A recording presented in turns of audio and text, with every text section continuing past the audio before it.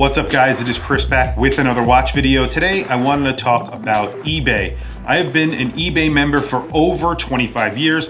I have bought and sold many items on eBay, thousands upon thousands of items. And I do currently buy and sell watches on eBay on a very regular basis. And through all of those purchases and sales, I have had many problems. A lot of people hate eBay, a lot of people love eBay. I'm sort of on the fence about them, even though I use them very often. I really don't love eBay as much as I used to, or at all really anymore. They really do take a lot of the portions of your sales.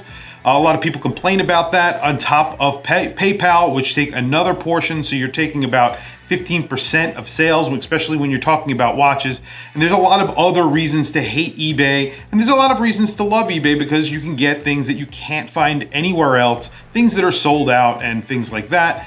So it's a great place for getting items that are very hard to find. But in this video, I wanted to talk about 3 times where I had major issues with buying and selling on eBay. So I'm gonna get right into it. A while ago, I bought an Eterna. This was about almost 10 years ago on eBay. When I bought that watch, I got the watch in the mail from the seller, and I bought it as if it was a functioning watch. And of course, the watch came and it was not functioning properly. So I emailed the seller, and the seller basically said to me, "It's too bad, I don't accept returns. It was a final sale and that is it." So I had to open up a case with eBay and call them up and write emails, and eventually they came back and said to me, "You have to work it out with the seller," and they did not force him to take the return. And of course, eventually he offered me a partial refund. I believe they eventually were going to make him accept a return of the watch.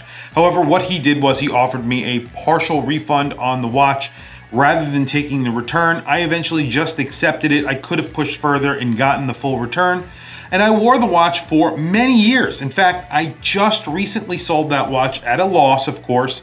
Even though I wore the watch for a very long time, it was a used watch when I bought it. So I did get a price on that watch that was for a used version of that Eterna. It was an Eterna 1948, and I put a video of that so you could see what I'm talking about. The date wheel actually was broken on it, and I sold it that way. I sold it as broken. So I sold it as a watch with a broken date wheel, and it sold for the appropriate price that it should have sold for originally. And unfortunately, I lost money on that. I did enjoy the watch. However, I never was able to tell the date on the watch, and that always frustrated me, so I ended up selling it. Another really crazy story was as a seller. This time is a watch that I bought when I first started really collecting watches. It was a Baume & Mercier, and that was a Formula S. It had some mint green accents on it, DLC plated watch. It was a quartz watch, so I was getting more and more into automatic watches, so I wanted to sell it. I bought it off of Ashford.com, but back then it was actually called something else. I don't even remember what it was called. I bought it from there, so I know it was 100% authentic. They were an authorized dealer, so that's where I bought it from. And essentially what I did was I put it up on eBay, it sold. The person who bought it asked me to return it because they thought it was fake. I said, "This is not a fake watch, however, I will accept the return." They returned the watch, however, they didn't return the watch. They returned a different watch. It was a broken tank quartz Seiko that they sent with a cracked crystal, an open back. There was water damage. The watch was maybe worth $2, and they sent me back that watch instead of the, I think, around $500 watch that I sold to them.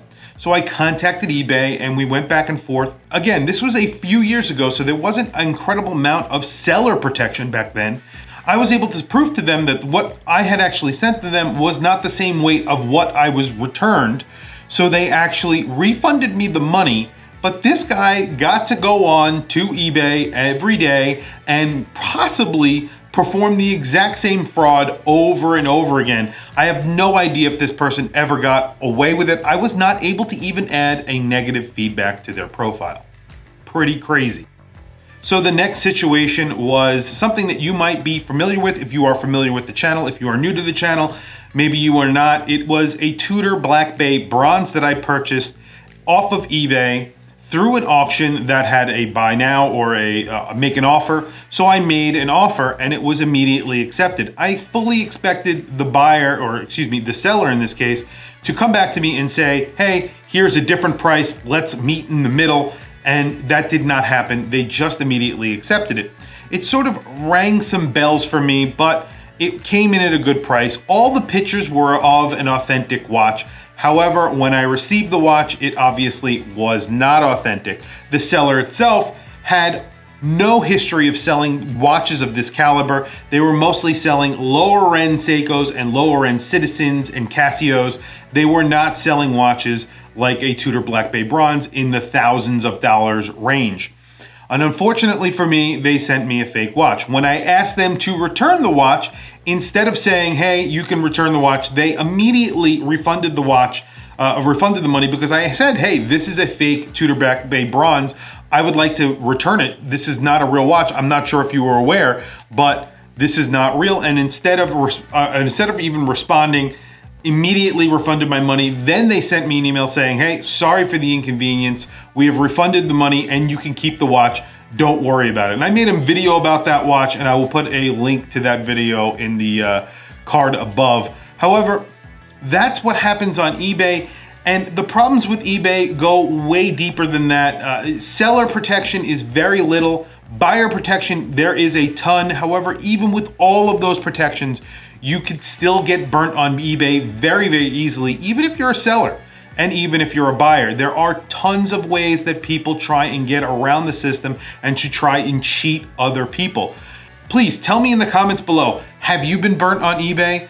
I know that there are hundreds of thousands of people out there who have been burnt, thousands and thousands of sales, and I have purchased even more of that on eBay, of watches alone, and I have gotten many, many problems in the past, and they will continue in the future. I'm essentially forced to use eBay because it's where I have positive feedback. I am a trusted seller, so the problem is that I have to go in and sell on eBay.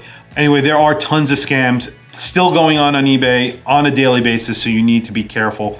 And that's the reason why people love and hate eBay, and that will continue until they really get a grip on how they can actually transact high-end products like watches. And one of their highest selling items on eBay is watches. That's where a lot of people go for watches, vintage watches, new watches, but there is a lot of scams.